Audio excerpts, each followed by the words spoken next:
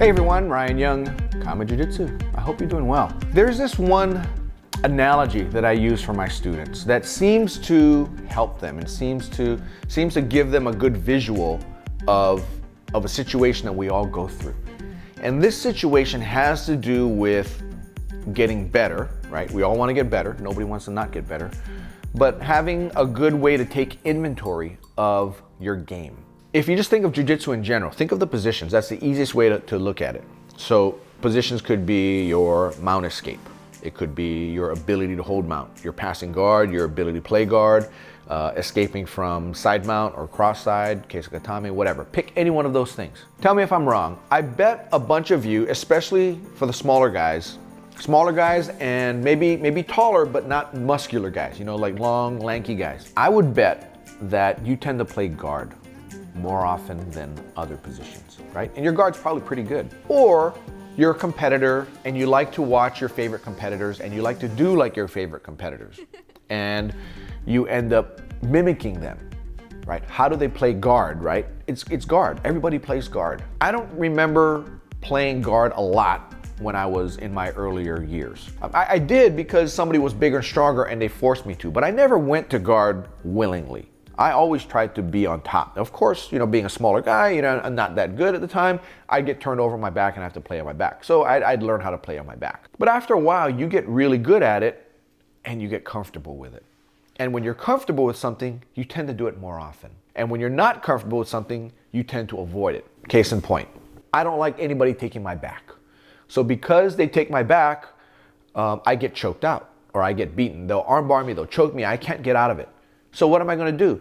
When I'm training, I am going to work madly to not let you take my back. As a result, when somebody does earn that position on me, they're going to catch me and I'll be done. I don't want it to be that way. And I don't want my students to be that way as well. So what I do is I give them what I call the graphic equalizer analogy. Now, being that most of my students are 35 and up, everybody knows what a graphic equalizer is, right? You don't really have them these days. At least not, you don't have the typical music components or sound system components that we did when I was growing up. But one of the pieces was called a graphic equalizer. And what it did was it enhanced the sound with a lever of each sound frequency that they would break out for you. So, you know, the heavy bass, you'd have one, you want to turn it up, you go this way, the highs, you turn it up this way. And what happens is you end up having a thing that just looks like just various levers with various different levels. So here's what I tell my students. So let's assume that when you walk in, that's the level of jiu-jitsu, non-existent, right? Nothing there. And as you come and train, you learn this, you learn that, you learn a little bit. You've been on the mats for, let's say, 6 months now, and you've learned most of the basic concepts and what they are. You've gotten to a point now where, let's say you have, what do we call it? So if you have 0 here, I use all these terms which are, I don't know if it's really good, but what the hell, we'll do them anyway. Let's say that as a beginner, you just suck at everything. At this level up, you know, 6 months in, you still suck, but less so. So let's just call this less than suck. But what happens is your game, let's just say your mount game, has gone from here, you're escaping from mount, and it's now up to here. So you've progressed. And your guard passing game has gone from here, and it's also gone to here. But we have another level over here. Let's say you're a little guy, and you're forced to play guard all the time. Your being able to play guard actually has gone up to here. Let's call this level don't suck. You don't suck playing guard. And let's say a year out from now, you continue playing guard. And you actually progress to pretty good. That means you've got a pretty good game playing guard. You've got less than suck games for mount escape and passing. Not sure you can read it, but it's okay. Doesn't really matter. It's the graphic that really matters. And the reason why you got up to this level for playing guard is because you got to the point where you don't suck and you realize I don't suck at playing guard anymore, and you start playing it more. And you start playing it more, right? How many times have you seen that? Where guys will start, I mean, most schools will not start on their feet when they're training. They'll start on their knees. What happens? You know, slap, fist bump, guy just goes and sits back and he plays guard. That's how he got pretty good at it. But because he doesn't want to pass anymore, his guard passing skills never rise. And because he doesn't like being under mount, that's why he pulls guard all the time, his mount escapes never work. Well, what happens when he comes across another player whose guard passing skills are up here? Guess what? His guard's going to get passed, he's going to get mounted, and he won't know what to do because he just hasn't done it. So what's the solution here? Now imagine you have all your other game pieces over here. So this is that graphic equalizer I'm talking about. What you need to do is stop playing guard. Stop completely. Anytime that you end up in a guard position, let the guy pass. Let him pass. Why? Because your guard is good enough versus other people. You need to improve, let's say, your guard passing and your mount escapes. You know, there's other positions as well, back, taken, all that kind of stuff. So what I would do is I would let him pass my guard. He gets cross-eyed on me, I wouldn't even fight him from there either. I'd let him get mounted on me. And then that's when I turn things up. And that's when I start figuring out, okay, how do I get out of this guy's mount? And as I get better, I can now escape mount a little better. And I continue on to the point where I'm actually pretty good at escaping mount. Most people that would mount me, I'd get right out. Right? It's not a matter of can I get out?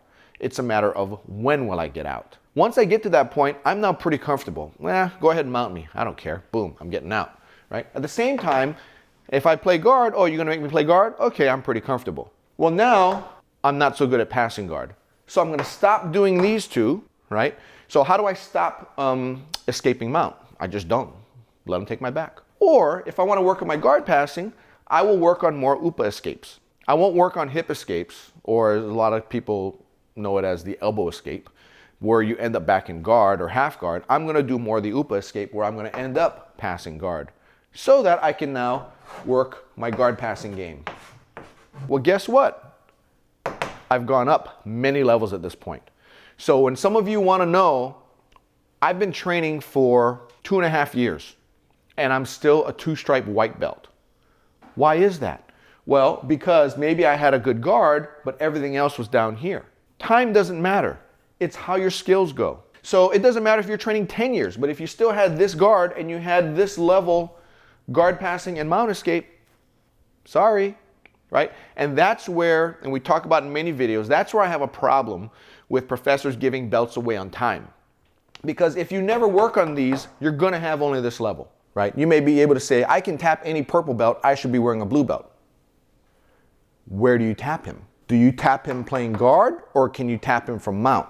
Can you tap him when he takes his back, or when a white belt who's good at choking people out from the back position, from the back mount, can you get out?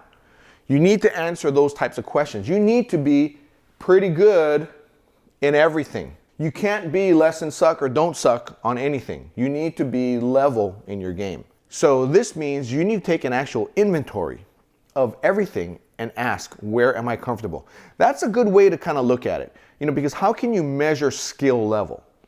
I tell my students to measure it on comfort level.